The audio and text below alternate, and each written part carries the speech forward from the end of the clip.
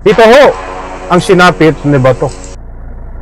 Humihingi ho ng tulong sa iyo, sa atin, upang hindi maaresto ng ICC, Interpol. Alright, welcome back to my YouTube channel. I'm Andes Vlog.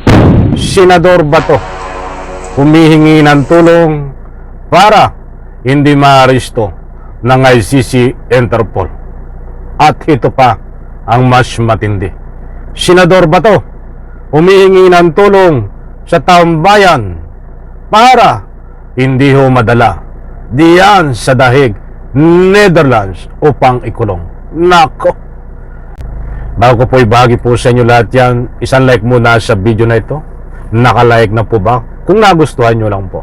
At syempre, sa lahat ng hindi pa nakasubscribe sa aking maliit pa na YouTube channel, please subscribe.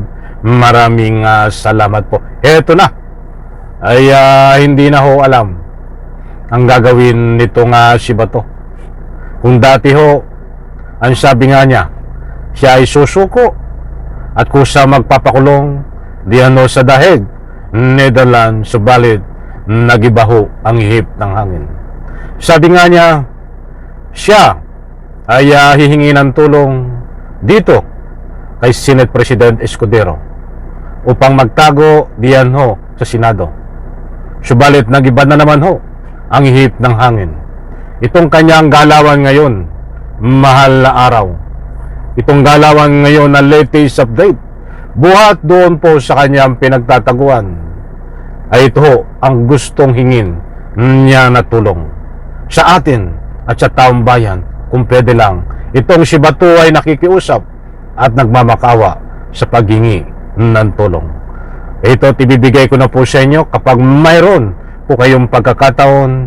Samahan niyo po ako na panoorin, pakinggan ang vlog na ito at nang sa ganun, lubos po nating maunawaan. Heto na, nako po, ay bumigay na si Bato.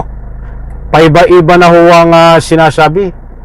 At ipapakita ko po sa inyo, buhat ito doon sa kanyang pinagtataguan. At siyempre, ito ay meron din po siyang post dito sa kanyang Facebook page. Iyan ho, babasahin ko po. At siyempre, pwede nyo pong i-screenshot. Nandyan ho sa screen. Ito ang sinasaad ni Bato. Si President Duterte lahat ginawa niya para gumanda ang buhay natin sa Pilipinas. Aba, ay matindi ang sinasabi ho ni Bato rito. Sinusumbatan tayo. Sabi niya, si President Duterte lahat ginawa niya para gumanda ang buhay natin sa Pilipinas. Sabi niya. Aba, ay naniniwala po ba kayo dito sa sinasabi ni Bato? Na nandyan ho sa screen ho. Maliwanag ang sinasabi niya dyan na kagagawan daw ho ni Presidente Duterte lahat para gumanda ang buhay natin sa Pilipinas. Nako po, pag hindi ho kami magsisikap, pag hindi kami magsisikap, sariling kayod, ay hindi po gaganda at hindi kami kakain. Dahil kayo mga politiko kayo, pagkatapos ng inyong kampanya, ay kung saan na kayo nagtatago diyan sa malamig na opisina nyo. At isa pa, ano ang supli ni Digong sa taong bayan noon? Magpanggap, gumawa ng istorya para siya ay paniwalaan, at ang marami ang nagbuwis ng buhay sa pamagitan ng PK na tukang. Datapuat sa puntong ito, kaya siya at ikaw Bato ay may kaso diyan sa ICC, at ikaw Bato ay kukunin na din ng ICC. Ano ang sinasabi mo, Bato, na gumanda ang buhay ng taong bayan? Kami kasi sinasabi mo lahat, di ba, na maganda, gumanda ang buhay, kagagawa ni Digong. Huwag kang patuloy na ganyan ang sinasabi. Mahiya ka naman sa mga pinagsasabi mo. Kami ay nagpilit sa aming mga sarili, hindi gawa ni Digong. Wag mong gawing narasyon kaya kami kumakain nang ika nga po'y 3 beses maghapon ay kagagawa ni Digong. Nako, diyan ka nagkakamali, Bato. Puro pahirap sa Republika ng Pilipinas ang ginawa nyo at pinagsamantalahan nyo ang taong bayan. Kayo, kasama si Bongo. Noong pandemic, kumita kayo, kasangkot si Bongo at si Digong ang arkitekto. Dito sa Pismas, bilyones ang kinita. Mahabang tala ka yan. Pinadaanan ko lang ho. Kasi sinasabi na ba to, gumanda daw ang buhay eh. Anak ng katakot-takot. Dito ho sa bandang gitna, nang itatalakayin po natin, ay dito ko po ibabahagi sa inyo kung paano humingi ng tulong itong si Bato para hindi maaresto siya ng ICC. Ito po. Sana I rather live in as long as my people are living in paradise. Para daw tayo nakatira dati sa paradise. Anak ng katakot-takot. Ngayon na, parang nasa hell na siya. Pababayaan ba natin siya? Hindi natin siya iiwan. Magpatuloy tayo sa ating sigaw. Magpatuloy tayong ipahayag ang ating galit. Magpatuloy tayo sa pag-abot ng ating pangarap na sana makabalik na siya dito sa ating bansa. Ito, humihingi po siya ng tulong sa atin, tulungan niyo akong ipagdasal sa puong may kapal na sana makauwi na si Tatay Digong dito sa ating bansa. Sana bigyan siya ng mabuting kalusugan para malampasan niya ang mga pagsubok na kinakaharap niya. Ngayon yan, ipagdasal natin sa Diyos. Yan po ang sabi ni Bato de la Rosa. Nandyan ipa-flash sa screen.